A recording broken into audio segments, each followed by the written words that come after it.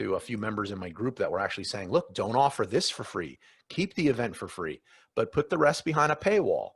And we started that at, you know, $10 a month, eventually $20 a month. And we plan on going up again, where we have hundreds of events recorded that people can access, and we call it the Video Vault. So I have to say, at this point, I have the most profitable free meetup event in the world. It has to be.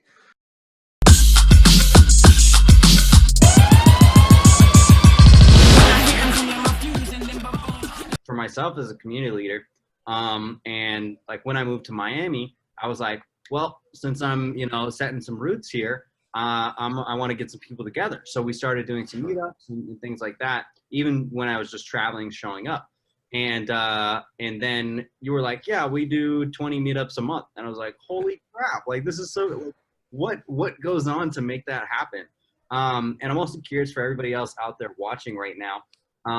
Do you guys host meetup groups? Do you guys host any offline events? Do you do conferences? Like, do you do masterminds? Like, what do you guys do? Let me know in the comments, and we'll try and best, you know, direct this chat to help you guys out. So I'm curious with that to start. So you were building some of these Amazon businesses up, and just wanted to kind of like bring some of those people together. How did all of these meetup groups start to form? That's awesome. And first of all, I want to touch on, like, you inspire the heck out of me in probably more ways than we have time to share on the show as well. So that's, thank you for sharing that. The meetup groups themselves, it's the largest Amazon seller meetup group in the world. We meet a divorce-worthy 16 to 20 times per month. And it started by accident, man. I used to get together. I'm really big into meeting people, talking, sharing, learning. And I used to get together every week or so with other friends who started selling on Amazon around the time I did. So we're talking almost 15 years ago. Mm-hmm. And eventually you're all doing the same things and the sharing's good, but it's like a fish story. Like, big, you know, it just keeps getting bigger every time you tell it. And we wanted some new blood in there. And since I was like the meetup guy, and I've just had meetup groups on, you know, bring your reptile to the park and let's talk, to playing Scrabble, to scuba. Just, I built a lot of communities using like local features to do it. And I was like, well, I wonder if anyone's interested about selling on Amazon. No research, none of my marketing brain went to sleep. And I created on meetup.com, one event at the nearest Starbucks I could find. So in case nobody showed, it wasn't like the long walk of shame. And 4 people showed up. And over the next like 6 events, I'd say 4 events, nobody showed up. And it was always 2, 3, 4, but I'd always take pictures. I'd always refer to the next one that's coming, and it kept the energy alive. And then here we are. We just passed our 4-year anniversary.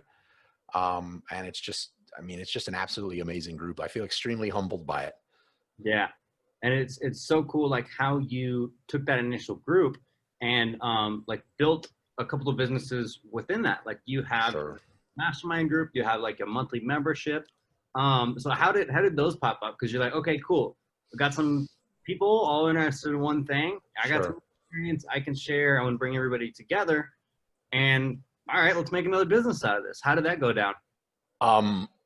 Again, it's like weird. Like it's almost like a plug for you on this thing, but it's really true. I really stole a page from a model. We don't say stole, right? I modeled a page from something, that you do on Facebook groups. And it was just offer so much value that and I'm assuming this next part is something you do, like you offer so much value that when I decide I want to take this to the next level, I can only think of one person that I would want to go to and pay for their services or for their consulting or for their advice on this. And it's the person that's got me this far and who's offered me so much value for free. And I was like, okay, I do have as my success on Amazon kept going, about 8 years ago or so, I started an agency, which in the initial stage was just an absolute disaster, trying to offer everything to everyone. But eventually we focused on just a few core Amazon specific things like PPC, consulting, account management. And I knew that by offering free value frequently in the groups and being able to just answer everyone's question as if they were a $10,000 an hour client, that when they did need that extra hand holding and hiring, I would be that person. And I got clobbered for it. They're like, you can do that online. You can do it from your laptop in Bali. You know, why so many hours in person out of your day? Mm-hmm. But I feel that there's a place for it. And I did that. And sure enough, it's exactly what happened. You know, it's almost like a give to take principle without it sounding so evil.